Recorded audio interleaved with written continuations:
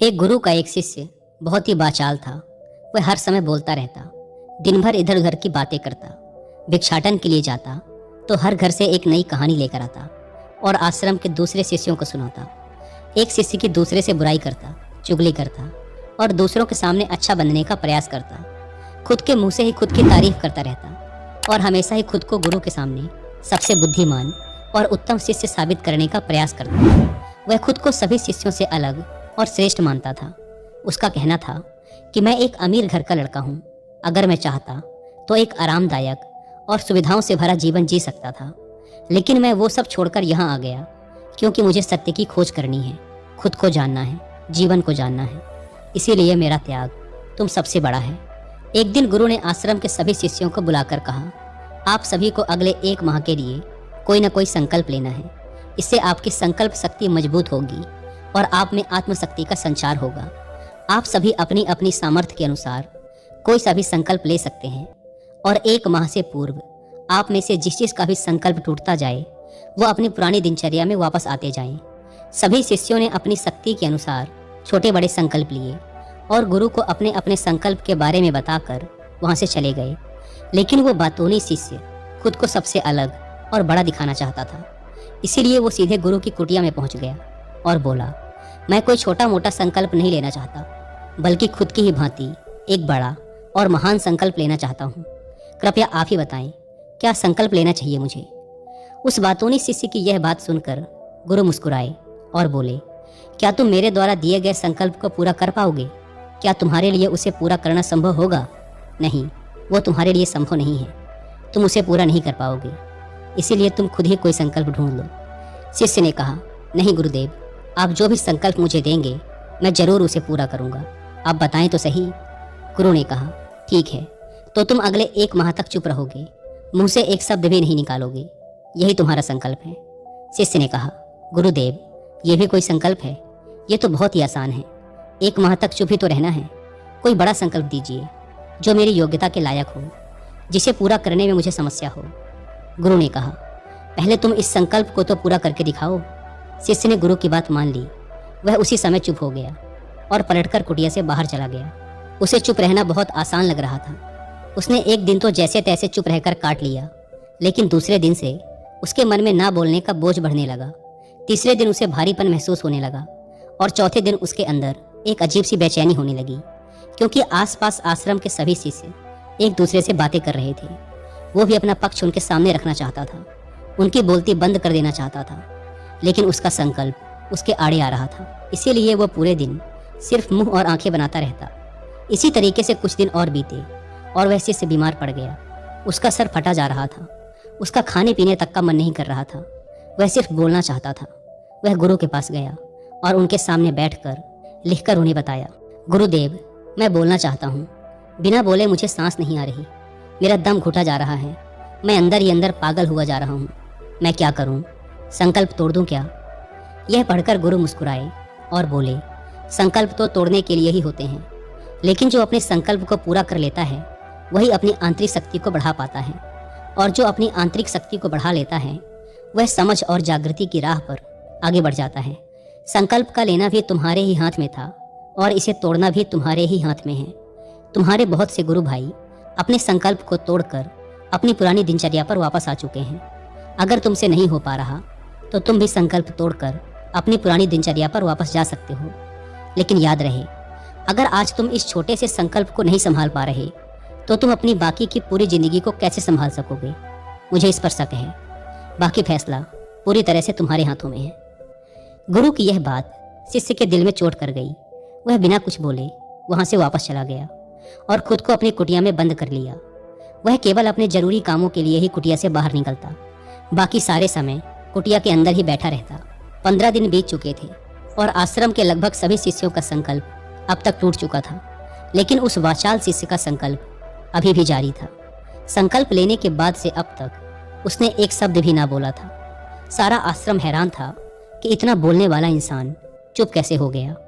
15 दिन बीतने के बाद वह दोबारा अपने गुरु के पास गया और लिखकर बताया, हे गुरुदेव, मैं बाहर से तो चुप हूँ, लेकिन मेरे भीतर बहुत सी आवाज़ें हैं, बहुत सी चीख पुकार और शिकायतें हैं। मैं अंदर ही अंदर बात करता रहता हूँ। मेरा मन तरह तरह के प्रश्न पूछता रहता है। मैं बाहर से जितना मौन हूँ, भीतर से उतने ही शोर शराबे से भरा हुआ हूँ। मुझे शक हो रहा है, क्या मेरा संकल्प अभी भी जारी है? गुरु ने कहा, हाँ, तुम्हारा संकल्प अभी भी जारी है, लेकिन जब तक लोगों की ये आवाज़ें तुम्हारे कानों में पड़ती रहेंगी, तुम्हारा मन बोलता रहेगा, क्योंकि इसे तो आदत है बोलने की। तुम भले ही बाहर से चुप रहो, लेकिन तुम अंदर ही अंदर बोलते रहोगे। तुम्हें इन बातों से, इन आवाज़ों से दूर जाना पड़ेगा। शिष्य गुरु को प्रणाम कर वहाँ से चला जाता है और सुबह होते ही अपनी कुटिया छोड़कर जंगल की तरफ चला जाता है। कई दिन बीत जाते हैं, संकल्प का समय भी पूरा हो जाता है, लेकिन वो शिष्य लौट कर नहीं आता। आश्रम में सभी को डर था कि कहीं जंगली जानवरों ने उसे खा न लिया हो। इस बीच उसे ढूंढने की बहुत कोशिश की गई, लेकिन वो कहीं नहीं मिला। सभी गुरु भाइयों ने मान लिया था कि जंगली जानवरों ने उसे अपना शिकार बना लिया है, लेकिन गुरु को ऐसा नहीं लगता था। एक दिन आश्रम का एक शिष्य गुरु के पास आया और बोला, गुरुदेव, उस वाचाल शिष्य के साथ क्या हुआ होगा? क्या जानवरों ने उसे मार दिया होगा? गुरु ने कहा, हो सकता है कि जानवरों ने उसे अपना शिकार बना लिया हो, लेकिन उसके ना लौटने की एक दूसरी वजह भी हो सकती है। शायद उसे वो मिल गया है जिसके लिए वो गया था। शिष्य ने पूछा, गुरुदेव, क्या ज़्यादा बोलना इतना हानिकारक होता है? गुरु ने कहा, इंसान के जीवन के बहुत सारे दुखों में से एक दुख ये भी है कि वो कभी चुप नहीं रह सकता, हमेशा कुछ ना कुछ बोलता ही रहता है। सिर्फ हमारे बोलने के कारण हमारे आधे से ज़्यादा दुख पैदा होते हैं। परिवार के अधिकतर झगड़ों की वजह हमारा बेमतलब बोलना ही होता है। हम में से कोई भी चुप नहीं रहना चाहता। हम बस सामने वाले को सुना देना चाहते हैं। जो भी हमारे मन में है सब निकाल कर उसके मन में बैठा देना चाहते हैं। उसे समझा देना चाहते हैं कि देख, तू गलत है और मैं सही। आखिर ये कहाँ तक उचित है, क्योंकि दूसरा भी तो यही कर रहा है। और इस तरीके से सब एक दूसरे की सड़ी गली बातों को ग्रहण कर रहे हैं। फिर समय के साथ उन्हीं बातों की परतों को उकेरते रहते हैं और एक दूसरे को सुनाते रहते हैं। इस तरीके से सुनने और सुनाने का यह काम जिंदगी भर चलता रहता है। लेकिन इस नासमझी में हम खो देते हैं अपना समय, अपना जीवन, अपनी समझ और सबसे महत्वपूर्ण वो कीमती पल जो जिए जा सकते हैं, जिनको अनुभव किया जा सकता है, जिनमें आनंद को प्राप्त किया जा सकता है। लेकिन इसके बदले हमें मिलता क्या है? कुछ नहीं, सब व्यर्थ और बर्बाद हो जाता है। इस पागलपन में हमने क्या खो दिया, इसका एहसास केवल कुछ ही लोगों को हो पाता है। बाकी लोग जैसे उन्हें अपने आने का पता नहीं, वैसे ही उन्हें अपने जाने का भी पता नहीं चल पाता। शिष्य ने कहा, तो फिर इसका समाधान क्या है? गुरु ने कहा, पूरी जागरूकता के साथ अपने विचारों को देखना, यही एकमात्र तरीका है सारी मानसिक समस्याओं का। दोस्तों, वर्तमान में रहकर पूरी जागरूकता के साथ अपना काम करना जिंदगी में चमत्कारिक बदलाव ला देता है। ऐसा कहना है फेमस जैपनीज जेन मास्टर सुनरियो सुजुकी का, जिन्होंने अपनी किताब जेन माइंड बिगिनर्स माइंड में डिटेल से समझा रखा है कि कैसे एक व्यक्ति अपने रोज के कामों को करने के साथ भी अवेयरनेस यानी जागरूकता का अभ्यास कर सकता है और एक mentally stable and happy life जी सकता है। अगर आप चाहें तो इस किताब की हिंदी में समरी भी सुन सकते हैं कुक एफएम ऐप पर।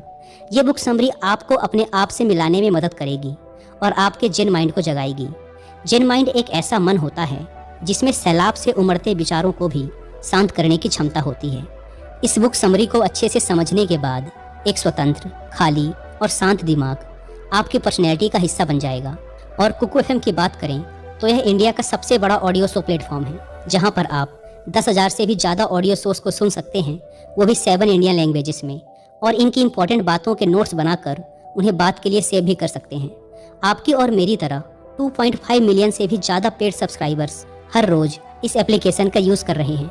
वैसे इस प्लेटफॉर्म का मंथली सब्सक्रिप्शन पड़ता है 99 रुपीज़ का, लेकिन अगर आप यूज़ करते हैं कूपन कोड WI50 तो आपको इसके फर्स्ट मंथ के सब्सक्रिप्शन पर मिलेगा 50% का डिस्काउंट, यानी ये आपको पड़ेगा 99 की बजाय सिर्फ 49 रुपीज़ का। ऐप को डाउनलोड करने की link description and first comment पर मिल जाएगी। आइए कहानी पर वापस लौटते हैं। उस वाचाल शिष्य को आश्रम छोड़कर गए हुए 3 महीने का समय बीत चुका था, लेकिन उसकी कोई खबर ना थी। अब तक तो सभी गुरु भाइयों ने भी उसके वापस लौटने की उम्मीद छोड़ दी थी, लेकिन एक दिन वह आश्रम लौट आता है। उसे देखकर सभी के आश्चर्य और खुशी का ठिकाना ना रहा। लेकिन अब वो नहीं था जो यहाँ से गया था, वो कुछ और ही बनकर वापस आया था। उसके अंदर एक गजब का बदलाव महसूस किया जा सकता था। उसके चेहरे पर एक गजब का ठहराव और आंखों में बड़ी शांति थी। आश्रम में आते ही सभी गुरु भाइयों ने उसे चारों तरफ से घेर लिया और बातें करने लग गए। वह भी अपने गुरु भाइयों से बातें करने लगा। उससे बात करने वाले सभी शिष्यों ने यह अनुभव किया कि अब वह पहले जैसा उतावला और बातूनी नहीं रह गया था। उसके मुंह से एक एक शब्द बहुत ही सुलझे हुए और मधुरता के साथ निकल रहे थे। थोड़ी देर तक गुरु भाइयों से बात करने के बाद वह सीधा गुरु की तरफ चला गया।